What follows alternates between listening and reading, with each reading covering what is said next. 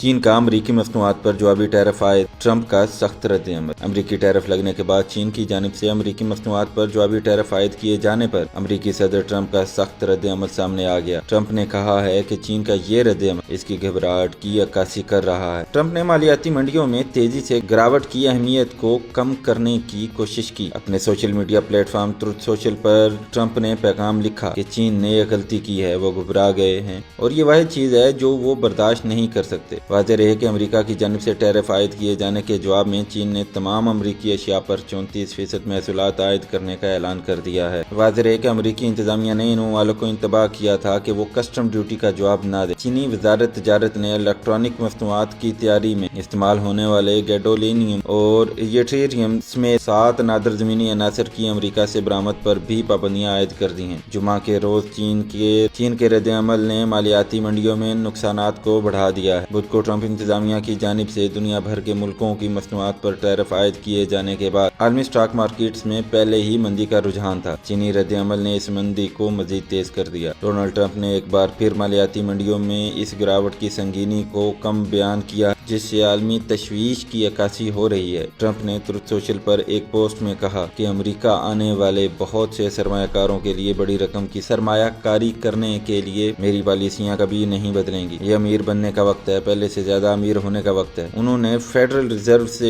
شرح سود کم کرنے کا مطالبہ کرتے ہوئے کہا کہ میرے اقتدار میں واپسی کے بعد سے افراط زر پر نمایاں پیش رفت ہوئی ہے۔ تاہم دوسری طرف مانیٹری اسٹیبلشمنٹ کے سربراہ نے چند منٹ بعد امریکی معیشت کے نئے امکانات کے ٹیرف کے ساتھ ایک تاریک تصویر پینٹ کی۔ انہوں نے جی ڈی پی کی ترقی میں ممکنہ کمی، مزید افراط زر اور بے روزگاری کا عندیہ دیا۔ ایک دن پہلے وال اسٹریٹ میں خوف و ہراس کی ہوائیں چل رہی تھیں، جہاں امریکی خاندان اپنی بچتیوں پر بڑے پیمانے پر سرمایہ کاری کر رہے تھے۔ وہ کمپنیاں جن سے سرمایہ کار دستبردار ہو رہے ہیں ایسے ہیں جو ایشیا سے درآمدات پر انحصار کی وجہ سے خطرہ میں ہیں۔ نئے محصولات خاص طور پر چین کے لیے قابل تعزیر ہے۔ ان کی مصنوعات پر کل ٹیکس 54%، کمبوڈیا پر 49%، ویتنام پر 46% اور بنگلہ دیش پر 37% تک بڑھایا گیا ہے۔ اس تناظر میں ٹرمپ نے جمعہ کے روز انکشاف کیا کہ انہوں نے ویتنام کے سپریم رہنما، کمیونسٹ پارٹی کے سیکرٹری جنرل ٹو لام کے ساتھ ٹیرف کے حوالے سے بہت تعمیری بات چیت کی ہے۔ امریکی صدر ڈونلڈ ٹرمپ کی طرف سے عائد کردہ محصولات نے عالمی تجارتی جنگ کا خدشہ پیدا کر دیا ہے، کیونکہ 180 سے زیادہ ممالک اور خطوں نے خود کو باہمی محصولات کے دائرے میں شامل ہوتا ہوا پایا ہے۔ یہ قدم ٹرمپ کی پالیسی کی فریم ورک کے اندر آیا ہے،